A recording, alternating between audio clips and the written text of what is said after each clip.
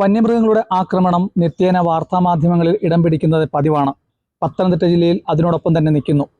കഴിഞ്ഞ ദിവസം റാന്നിയിൽ വടശ്ശേരിക്കരയ്ക്ക് സമീപമുള്ള ഒള്ളികല്ലിൽ 2-3 ദിവസമായി ഒരു കടുവയുടെ സാന്നിധ്യം കാണുകയും ജനങ്ങൾ ആശങ്കയിലുമാണ്. അപ്പോൾ ഇതിന് കഴിഞ്ഞ ദിവസം തന്നെ ഒരു വളർത്തുനായെ കടുവ ആക്രമിച്ചെന്നാണ് ജനങ്ങൾ പറയുന്നത്. പെട്ടെന്ന് തന്നെ അവിടുത്തെ റാന്നിയിലെ ജനകീയനായിട്ടുള്ള MLA അഡ്വക്കേറ്റ് പ്രമോദ് നാരായണൻ സ്ഥലം സന്ദർശിച്ച് ജനങ്ങളുടെ ആശങ്കയ്ക്ക് ഒരു പരിധിവരെ വനം വകുപ്പുമായി സ്ഥലം സന്ദർശിച്ച് നടപടി എടുക്കുമെന്ന് തന്നെ അറിയിച്ചിട്ടുണ്ട്. ഇപ്പോൾ കേരള വിഷൻ ന്യൂസുമായി MLA സംസാരിക്കുന്നുണ്ട്. സാർ, എന്തൊക്കെയാണ് നടപടികൾ? നമുക്കറിയാം, കേരളത്തിന്റെ മലയോര മേഖലയിൽ, പത്തനംതിട്ട മാത്രമല്ല കേരളത്തിന്റെ മലയോര മേഖലയിലാകെ നിത്യസംഭവമാണ് വന്യജീവികളുടെ സാന്നിധ്യം, അവയുടെ ആക്രമണം, മനുഷ്യന്റെ ജീവൻ, സ്വത്ത്, കൃഷി, ഇതിനെല്ലാം ബാധിക്കുന്ന ഏറ്റവും ഗൗരവമുള്ള സാമൂഹ്യ പ്രശ്നമാണ് കേരളത്തിലെ വന്യജീവി ആക്രമണം. ഇതിന് ശാശ്വതമായ പരിഹാരം എന്ന് പറയുന്നത് കേന്ദ്ര വന്യജീവി നിയമത്തിന്റെ ഭേദഗതിയാണ്. സംസ്ഥാന സർക്കാർ അതുമായി ബന്ധപ്പെട്ടൊരു നിയമനിർമ്മാണം ഇപ്പോൾ നടത്തിയിട്ടുണ്ട്. ഇപ്പോൾ പത്തനംതിട്ട ജില്ലയിലെ റാന്നിയിൽ, നമ്മുടെ മലയോര മേഖലയിൽ കഴിഞ്ഞ കുറേ നാളുകളായി, പ്രത്യേകിച്ചും വടശ്ശേരിക്കര, വെച്ചൂച്ചിറ, പെരുന്നാട്, നാറാണമൂഴി ഈ പഞ്ചായത്തുകളിൽ വന്യജീവികളുടെ നിരന്തര സാന്നിധ്യമുണ്ട്. കാട്ടുപന്നിയുടെ സാന്നിധ്യം മറ്റെല്ലാ പഞ്ചായത്തുകളിലും ഉണ്ട്. ഈ പഞ്ചായത്തുകളിൽ ആന, കടുവ, പുലി ഇവയുടെ എല്ലാം സാന്നിധ്യമുണ്ട്. ഇപ്പൊ സാധാരണ ഉള്ളതിൽ നിന്ന് വ്യത്യസ്തമായിട്ട് കടുവയുടെ സാന്നിധ്യം, ആനയ്ക്കൊപ്പം ആനയുടെ ശല്യം കാരണം തന്നെ പുറത്തുവിട്ടു നിൽക്കുന്ന ജനങ്ങൾ, കുരങ്ങിന്റെയും കാട്ടുപന്നിയുടെയും ആക്രമണം, മ്ലാവ്, ഇതിന്റെ എല്ലാം പ്രയാസത്തിനിടയിൽ ജീവിക്കുന്ന മലയോര ജനതയിടയിൽ അവരെ ഭയപ്പെടുത്തിക്കൊണ്ടാണ് കുമ്പളത്താമണ്ണിൽ കഴിഞ്ഞ കുറേ ദിവസങ്ങൾക്ക് മുമ്പും ഇപ്പോൾ ഒളികല്ലിലും കടുവയുടെ സാന്നിധ്യം ഉണ്ടായത്.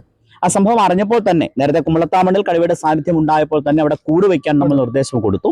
അപ്പോൾ ആ കൂട് അതിനകത്ത് പക്ഷെ നമുക്ക് കടുവയെ ലഭിച്ചില്ല. ആ കൂട് വീണ്ടും ലൈവാക്കാൻ ഇല്ലായിരുന്നു. ഇപ്പോൾ വീണ്ടും ഉപയോഗിച്ചിട്ട് ഇരയിട്ട് അത് ലൈവാക്കാൻ പറഞ്ഞിട്ടുണ്ട്.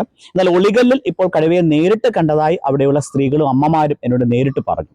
അവിടെ ആളുകൾ ഭയചകിതരാണ്. അപ്പൊ അതുകൊണ്ട് തന്നെ അവിടെ അടിയന്തരമായ ചില കാര്യങ്ങൾ ചെയ്യാൻ അവിടെ സന്ദർശിച്ച് നിർദ്ദേശം നൽകിയിരുന്നു. ക്യാമറ സ്ഥാപിക്കലാണ്. ക്യാമറ ഇപ്പോൾ സ്ഥാപിച്ചിട്ടുണ്ട്. കൂടുതൽ സ്ഥലങ്ങളിൽ ക്യാമറ സ്ഥാപിക്കണം എന്ന് വനംവകുപ്പിനോട് നിർദ്ദേശം നൽകിയിട്ടുണ്ട്. അവിടെ ചിറ്റാറിൽ നിന്നും വടശ്ശേരിക്കരയിൽ നിന്നും വനംവകുപ്പിലെ ഉദ്യോഗസ്ഥർ രാത്രിയും പകലുമൊക്കെ ആയിട്ട് അവിടെ പട്രോളിംഗ് ഉണ്ടെങ്കിലും അവിടെ നിത്യ സാന്നിധ്യം ഇവിടെ ഉണ്ടാകണം.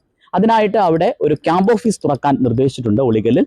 ആ ക്യാമ്പ് ഓഫീസ് അവിടെ തുറന്നാൽ തീർച്ചയായിട്ടും ആ വനംവകുപ്പിലെ ഉദ്യോഗസ്ഥരുടെ സാന്നിധ്യം ഇപ്പോൾ പാനിക്കാൻ നിൽക്കുന്ന ആളുകളെ സംബന്ധിച്ച് അതൊരു ആശ്വാസമായിരിക്കും. അത് അടിയന്തരമായിട്ട് സജ്ജമാക്കാൻ റേഞ്ച് ഓഫീസറോട് നിർദ്ദേശിച്ചിട്ടുണ്ട്. പ്രാദേശികമായി അതിനാവശ്യമായിട്ടുള്ള അവർക്ക് സൗകര്യങ്ങൾ ഒരുക്കാൻ കഴിയുന്ന ഒരു വീട് കണ്ടെത്താൻ നമ്മൾ ആവശ്യപ്പെട്ടിട്ടുണ്ട്. അതോടൊപ്പം തന്നെ പട്രോളിംഗ് കൂടുതൽ ഫോഴ്സിനെ ഉപയോഗിക്കാൻ നിർദ്ദേശം നൽകിയിട്ടുണ്ട്.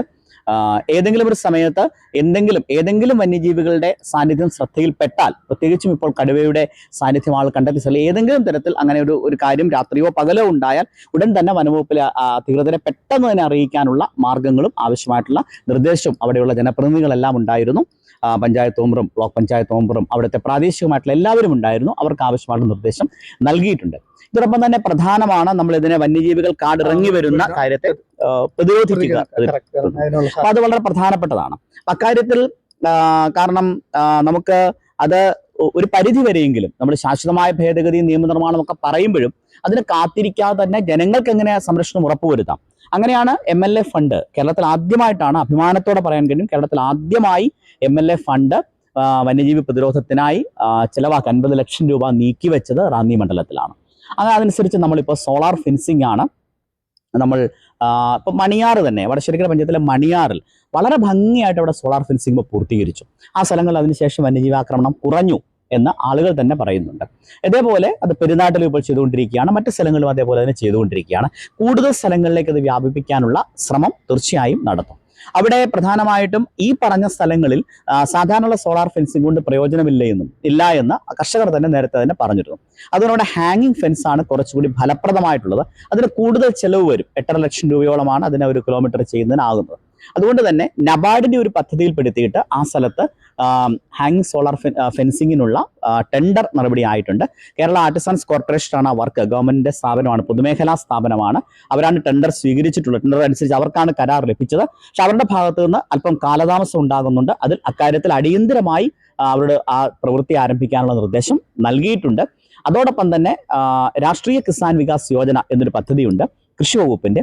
സംസ്ഥാന കൃഷി മന്ത്രിക്ക് പ്രത്യേകമായ ഒരു പദ്ധതി വനം വകുപ്പും കൃഷി വകുപ്പും ചേർന്ന് സമർപ്പിച്ചു. 5 കോടിയുടെയാണ് ആ പദ്ധതി. ആ പദ്ധതി റാന്നിക്ക് നൽകാം എന്ന് ഉറപ്പ് നൽകിയിട്ടുണ്ട്. തീർച്ചയായിട്ടും ഇത് ലഭിക്കുമെന്നാണ് ഞാൻ പ്രതീക്ഷിക്കുക. അങ്ങനെ വന്നാൽ കുറെ കൂടി ഫലപ്രദമായിട്ടുള്ള ഇടപെടലുകൾ ഇക്കാര്യത്തിൽ നമുക്ക് കൊണ്ടുവരാൻ കഴിയും. കർഷകരുമായിട്ട് ആലോചിച്ച് ഇതിൻ്റെ ഇംപ്ലിമെന്റേഷനും ഇപ്പോൾ MLA പദ്ധതി ഇംപ്ലിമെന്റ് ചെയ്തപ്പോഴും ഏതെങ്കിലും വനംവകുപ്പ് ഉദ്യോഗസ്ഥർ വന്ന് ഇംപ്ലിമെന്റ് ചെയ്യുകയല്ല ചെയ്തത്.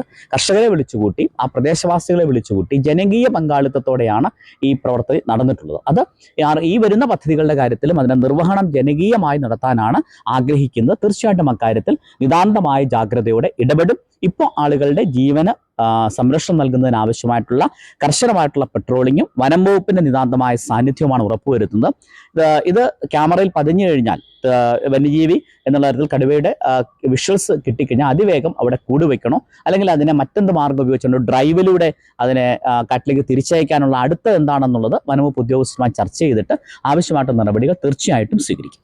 അങ്ങനെ നമ്മളുടെ 2 ദിവസം മുമ്പ് നമ്മൾ അവിടെ സ്ഥലം സന്ദർശിച്ചപ്പോൾ അവിടെയുള്ള നാട്ടുകാരുടെയും പ്രദേശവാസികളുടെയും ഏറ്റവും അടിയന്തരമായിട്ടുള്ള ഒരു ആവശ്യം ക്യാമറ വെക്കുക, തുടർന്ന് കൂട് വെക്കുക എന്നുള്ളതായിരുന്നു. അങ്ങനെ ജനങ്ങളുടെ പക്ഷത്തു നിന്നും ജനകീയമായ ഒരു ഇടപെടലാണ് റാന്നി MLA അഡ്വക്കേറ്റ് പ്രമോദ് നാരായണൻ ചെയ്തിട്ടുള്ളത്.